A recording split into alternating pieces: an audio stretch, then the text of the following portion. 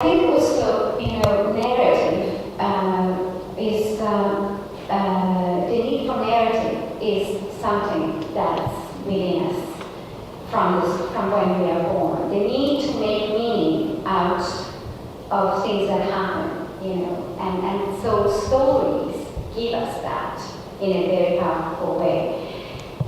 And now, where we have moved from, if you start to look at what has happened even in the computer world and this incredible burst of social media, and if you look at television and what has happened, which are the most successful shows are the ones that talk about people's experiences. And so we have moved into the personal, where people tell their own stories, and this is where storytelling has grown incredibly right now. This is the latest in the storytelling world. You might have heard about the Moth, which is a cafe in New York City, where people gather and tell stories, and now it's starting in Toronto.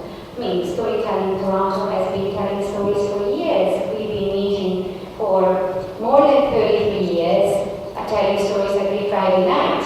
Now it is at the Inns College place where people gather and tell stories. But now, the movies, the Moth, for example, the people that tell stories, they tell their own stories. It's their personal stories. This is with the latest patterns in storytelling. It is the personal stories, telling the stories in the first person. And if you go to the social media on the net, it's all about that, right? And so the latest application of storytelling in the computer world is called digital storytelling, and it's used in the schools as an educational method in which the student is engaged in telling stories, sometimes even in evaluating his own or her own progress. But engaging, using all the media from videos and but it's all about developing a story, and it goes back to storytelling, really, in its basic form. I just wanted to tell you a story about my own personal journey as a storyteller. About 4 years ago, I took a leave of absence from the Chantal Library and went to live in Italy. 6 months leave of absence. I went to live in Italy for 4 months, but it was something I needed to do for myself. I came to Canada in 1967 and I was a teenager. And coming here was a really difficult thing for me, because I had a lot of friends where I was kind of lived in Milan. And I even had a boyfriend, so when I moved here, it was really, really hard. And I went to school here. I went back and forth many years. I was in a theater company, and anyway, I married, I had 3 children, and my children were born here. My father was buried here, my grandmother. But of my family of origin, nobody else stayed here. Everybody went back. I was the only one left here. So going back for me and living in Italy for a few months was something I really needed to do for myself, as a way to reconcile. And I went to live in Venice for about 2 months. And then I went to live in Rome for another 2 months. And Rome was a place where I grew up as a child until age 9. I was in school there, and I happened to settle in an apartment that was actually very close to where I went to school. I didn't know that, but at the time, I just found out, my feet found out, because one day as I was walking, I suddenly knew the place, and suddenly I was on the wall walking alone anymore. There was somebody else with me. And after a while I realized it was my sister, because as a child, we always went out together. We were not allowed to go out alone. And so suddenly my sister was walking with me, and we were walking and going to school, and I found my school, and it was quite an amazing experience. But one of the things that I did when I lived in Italy at that time, it was such a great thing to do every day.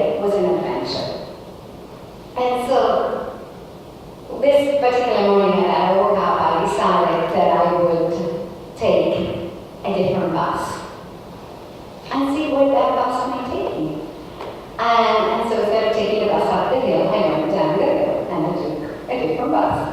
And the bus took me by this wonderful great garden. And it was more like a park, actually. And then I saw La Casina del Cinema, the cinema house, a sign.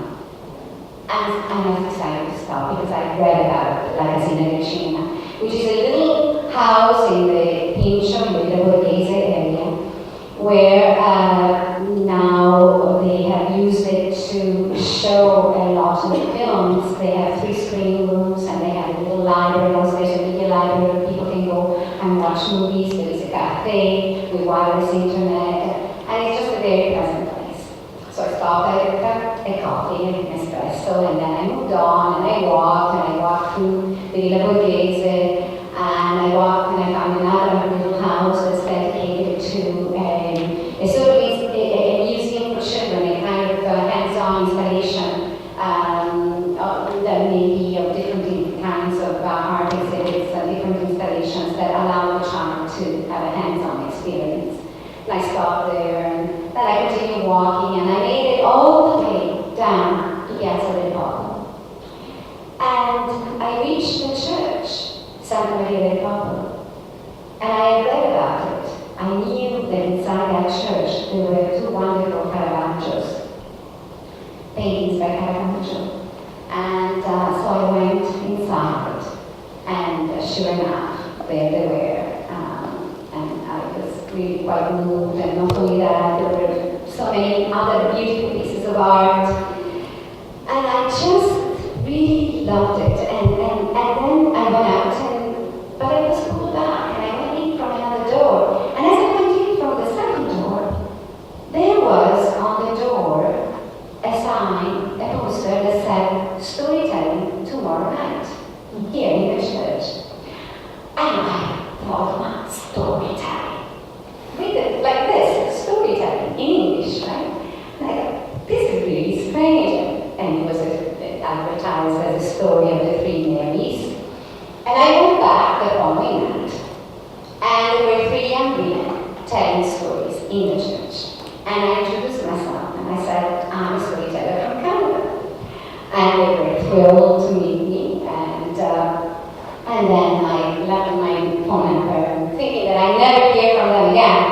But instead they called me and invited me for lunch. And so we met at Angela's house, had a lovely lunch, and then, we talked a lot about storytelling and the power of story and all this. And suddenly Paola, one of the storytellers, turns to Angela, and Julia had left because Julia happened to have quit the group on the night that I arrived on the scene. She had quit the group. So Paola goes to Angela and she says, "Shall we ask her?" And Angela goes, "Yes, let's ask her." And so Paola says, Will you please tell stories with us? We have a big project coming up. It's a project of women pirates to be performed at the Tall Ships Sailing Festival in January, in July, and will you please be one of our women pirates with us?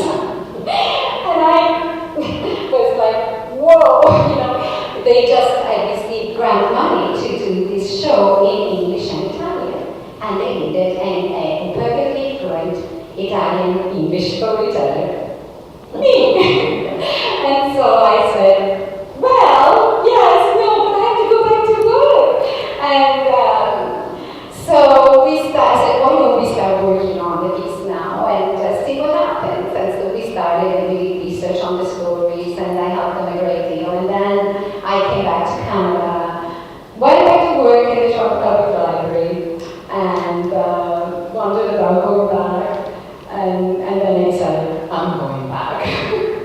So I went back and I did a performance with them as a woman pirate, telling the story of a British storyteller, of a British Columbia storyteller. She made up the story of a woman pirate in BC at the turn of the century, and actually in the 1800s. So I told the story of gunpowder cookery. And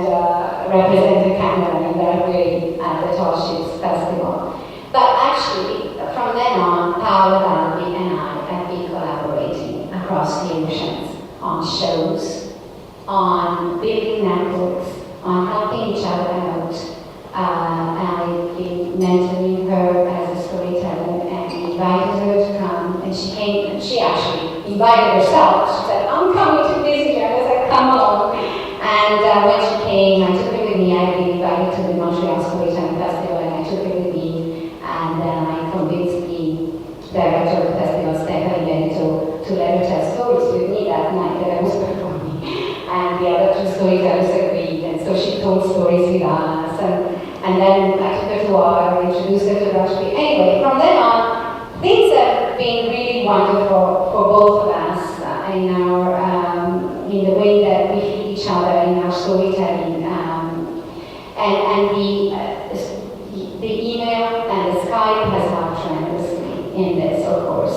And last August, I ended up representing the Italian company at the Federation of European Storytelling in London, England, in Reading actually.